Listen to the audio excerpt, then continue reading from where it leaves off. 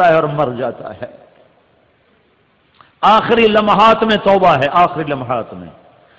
اب کل اگر اس کا مردہ لاشا ملتا ہے تو کوئی اس کو نہلانے نہیں آئے گا، کوئی اس کو کفن دینے نہیں آئے گا، کوئی اس کی میت نہیں اٹھائے گا۔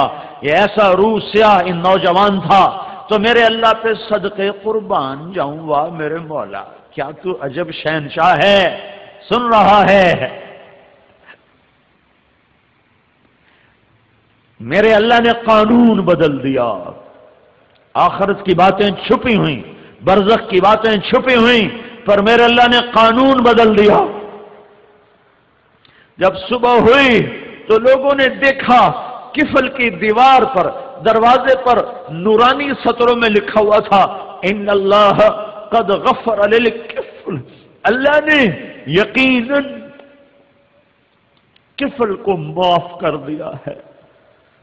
جاؤ جنازے کا انتظام کرو، جاؤ کفن دفن کا انتظام کرو، رب کی رحمت اسے اپنے چھاؤں میں لے چکی، وہ اللہ کی رحمت کی جھولی میں آ چکا ہے۔ یہ تو بنی اسرائیل کا تھا، آخری پل کی توبہ نے اسے اتنا اونچا اڑایا۔ ہمارے پیچھے تو محمد مصطفیٰ کے آنسو ہیں، بارش کے قطروں کی طرح، گھنگور گھٹا کی طرح، اندر غم ہے، غم ہے۔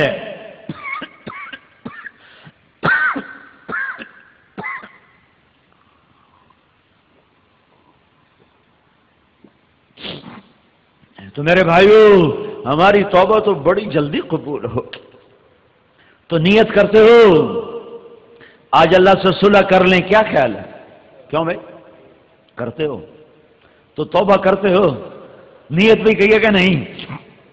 تو پھر کہو اپنی زبان سے یا اللہ میری توبہ، سارے کہو، زور سے کہو یا اللہ میری توبہ،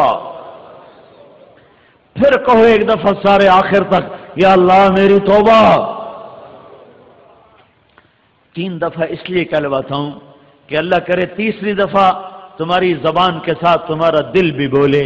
جب دل بولتا ہے تو میرے رب کی قسم 16 سال ہوں یا 1600 سال ہوں، 20 سال ہوں عمر یا 200 سال ہو، جب آدمی کہتا ہے یا اللہ میری توبہ تو اللہ اس کے سارے ایک دم معاف کرتا ہے اور کہتا ہے جاؤ میں نے معاف کیا اور مجھے کوئی پرواہ نہیں ہے۔ تو یہ سارا مجمع جو اس وقت بیٹھا ہوا ہے اگر دل سے بولا ہے تو اللہ کی قسم خوشخبری لے لو کہ تمہارے سب معاف ہو گئے اور اللہ کی رحمت نے تمہیں گھیرے میں لے لیا ہے، ڈھانپ لیا ہے۔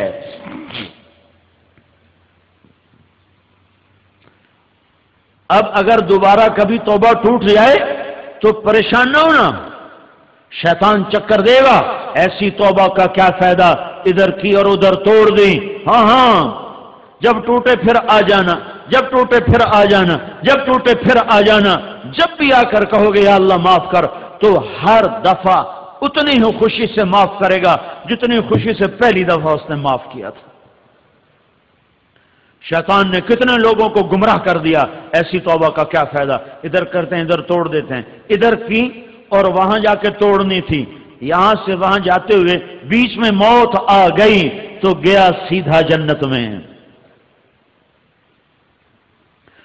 میرا چلہ شروع ہوا بہاول نگر سے، تو بہاول نگر میں بیان کیا تو یہ میں کہلواتا ہوں، تو وہاں سے مجمع رخصت ہوا، ایک آدمی مرکز سے نکلا اور چوک میں پہنچا ہے، گھر کی طرف مڑنا تھا کہ ہارٹ اٹیک ہوا، وہیں سے لے گئے ہسپتال، تو وہاں جا کے جان کی بازی ہارا، توبہ کر کے اٹھا اور سیدھا گیا جنت میں۔ بن توبہ کے کبھی پھر کر لوں گا، پھر کر لوں گا، وہ پھر کبھی نہیں آئے گی، کل کروں گا، وہ کل موت پہ آتی ہے، اس سے پہلے نہیں آتی۔ تو توبہ تو سب نے کر لی نا بھائی؟ ہاں، اب یہی پیغام لے کر ہم نے اوروں کے پاس جانا ہے، ان سے بھی توبہ کروانی ہے۔ یہ ایک مستقل محنت کی ترتیب ہے، نقل و حرکت کی ترتیب ہے۔ ہر مہینے اپنے مقام پر رہو، 3 دن ہر مہینے نکلتے رہو، شہر کے دور ہو اپنی مسجدوں سے 3 دن کے لیے نکلو. شہر میں رہتے ہو، اس روڈ پر تمہارا مرکز ہے، وہاں جمعرات کو جاؤ اور وہاں سے 3 دن کی جماعت بنا کر ہر مہینے نکلو. اپنی مسجدوں میں نمازیوں کو بڑھانے کی سوچ بچار کرو کہ اپنی نمازوں کو اپنی مسجدوں کو آباد کیسے کریں، گھروں کا ماحول کیسے دین والا بنے، مسجدیں کیسے آباد ہوں، پورا بازار میں کوئی بے نمازی نہ ہو. یہ سوچ بچار کرو گے تو اللہ راہیں کھولتا جائے گا اور کھولتا جائے گا. اور دعوت کے کام کا چلنا اس بات کی نشانی ہوتی ہے کہ اللہ ہدایت کو وجود دینا چاہتا ہے. 83 سال سے اللہ اس محنت کو چلا رہا ہے، کتنے اتار چڑھاؤ کے باوجود، اور کتنے عام سادہ درجے کے مسلمان ہیں، لیکن اللہ اس کو 6 بر اعظم میں اٹھا رہا ہے، اٹھا رہا ہے، اٹھا رہا ہے. یہ اللہ کا ارادہ نظر آ رہا ہے اب ماتھے کے آنکھوں سے کہ اللہ ہدایت کو وجود دینا چاہتا ہے. اس سے بھی زیادہ ظلم و ستم بڑھ جائے، اس سے بھی زیادہ آوارگی بڑھ جائے، میری بات لکھ لو کہ ہدایت کا فیصلہ ہو چکا ہے اور باطل کے مٹنے کا وقت آ چکا ہے. جو سبب بنیں گے شاد و آباد ہو جائیں گے، نہال ہو جائیں گے. تو اب کل صبح تو یہاں سے نکلنا ہے اجتماع کے لیے، تو جو بھائی نقد تیار ہوں، سال 7 مہینے 4 مہینے چلے کے وہ کھڑے ہو.